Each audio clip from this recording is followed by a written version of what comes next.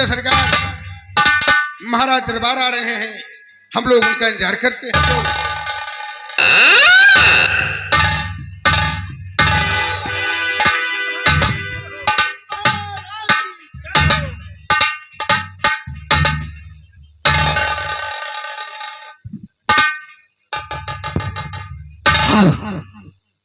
सेनापति रणजीत सिंह, तुम्हारी सेना क्या हाल चाल है?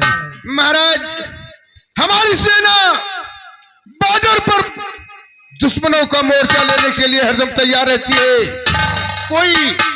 कोई दुश्मन सीमा क्रॉस करके हमारे प्रदेश में घुस नहीं सकता। महाराज, ऐसा होना चाहिए। छोटे भाई मान सिंह, हमारी प्रजा का क्या समाचार है? जहान में फैला हुआ है, आपकी जनता, आपकी आसर, आपकी जय जयकार करेगी। ऐसा होना चाहिए।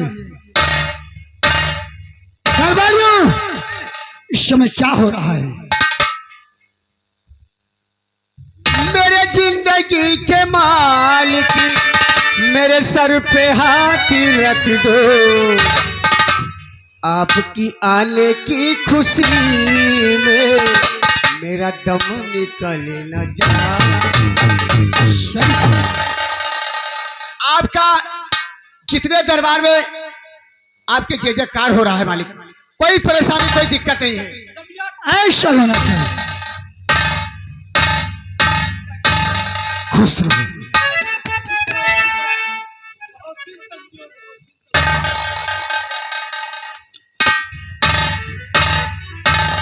खुश रहो।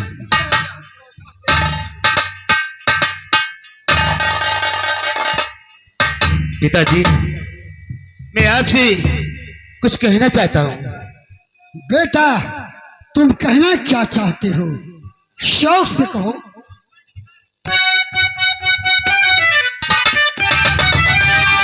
और पिता दिया क्या मांगता, और आप का राजकुमार, और शौक तमन्ना है यही, और खेलन जाओ।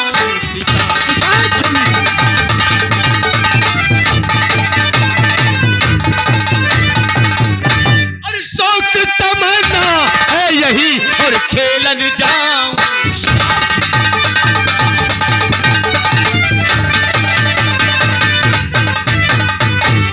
अभी उम्र कम सीन है, मत करिए गुप्ता, डर जाओगे जाकर वहां सुन शेरों की ललकार।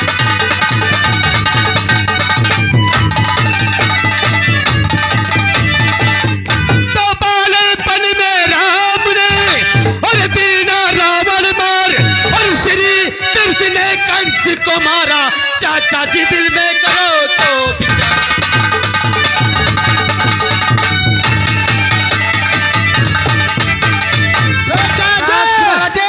बेटा जी, तुम जिनकी बात कर रहे हो वो लोग अवतारी थे। पिताजी, ये लोग अवतारिक थे। चाचा जी, मैं मानता हूँ कि वो लोग अवतारी थे, लेकिन उन्हीं का सेवक मैं भी तो हूँ।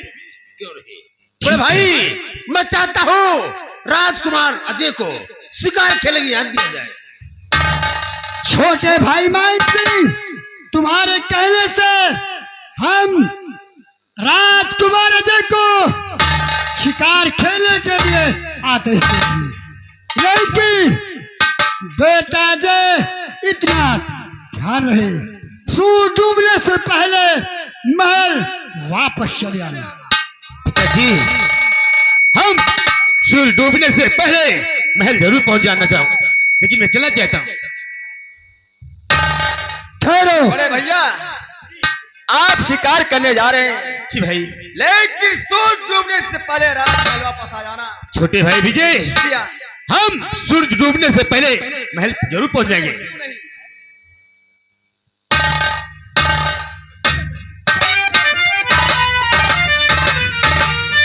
पिताजी, हमारे कॉलेज का समय हो चुका, मैं कॉलेज चलता हूँ। जाओ बेटा, पहले खाना खाओ, उसके बाद कॉलेज जाओ।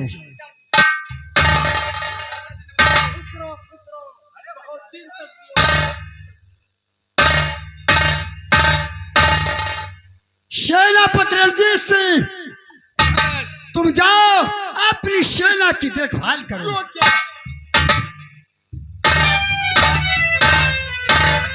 छोटे भाई मान सिंह, तुम जाओ रियाज से लगान वसूल लो।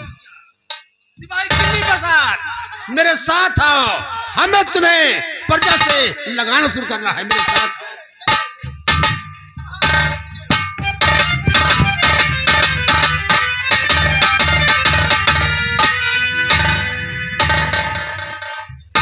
हला गौर फरमाइएगा, दीना पंडित अपनी झोपड़ी में मौजूद हैं।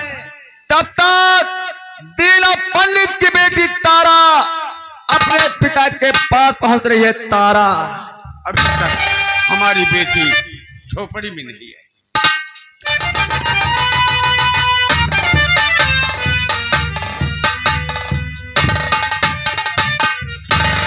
बाबूजी, आखिर बात क्या है जो कि आप इतना ज्यादा परेशान लगते हैं? बात क्या है? बेटी तारा, आज 3 दिन हो गया खाने को भोजन नहीं मिला। बेटी, जी बाबूजी, जो सामने नगर दिखाई दे रहा है, जी जाओ उसी में से भिक्षा मांग के ले आओ, ताकि भोजन का खर्चा चले और हमारी तुम्हारी जिंदगी करे। बाबूजी, भगवान हर इंसान को एक अजब सी चीज दिखाता है। आज इतनी ज्यादा मजबूर हो गए बाबूजी कि घर पे खाने के लिए कुछ भी नहीं है। आज अपने बाबूजी के लिए, बाबूजी आप चिंता मत करें, मैं आपके लिए भिक्षा मांग कर लेकर आऊंगी और तुम्हें मैं कोई भी परेशानी नहीं होने दूंगी बहुत अच्छा बाबूजी। चलिए बाबूजी, आपको घर छोड़ती हूँ, उसके बाद मैं बस्ती की तरफ भिक्षा मांगने जाती हूँ। चलिए।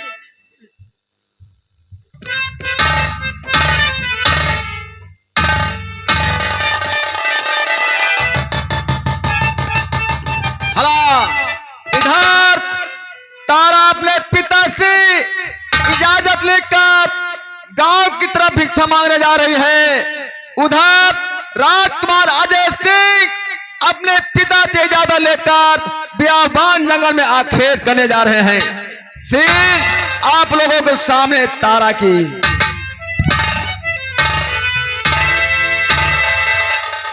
या भगवान, मैं भिक्षा मांगने जा रही हूँ, या मेरे माता बहनों, या मेरे भाइयों, यह बस्ती वाले मेरी मदद करो, मुझे भिक्षा दो ताकि मैं उसी भिक्षा से अपने बाबूजी का पेट और अपना पेट भर सकूं। कर दे मदद गरीब की, तेरा सुखी रहे संसार, बच्चों की किलकारी से तेरा गूंज उठे घर।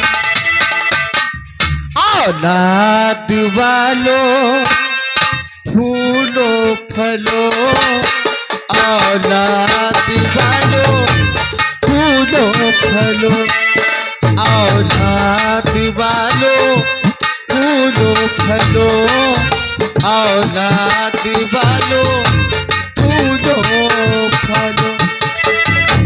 भूखे गरीब की यही दुआ है, भूखे गरीब की यही दुआ है, औलाद वालों फूलो फलो, औलाद वालों फूलो।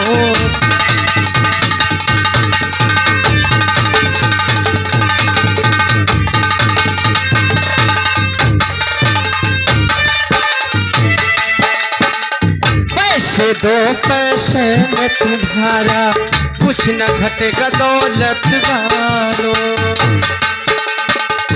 पैसे दो पैसे में तुम्हारा कुछ न घटेगा दौलत वालों। ले लो दुआएं निर्धन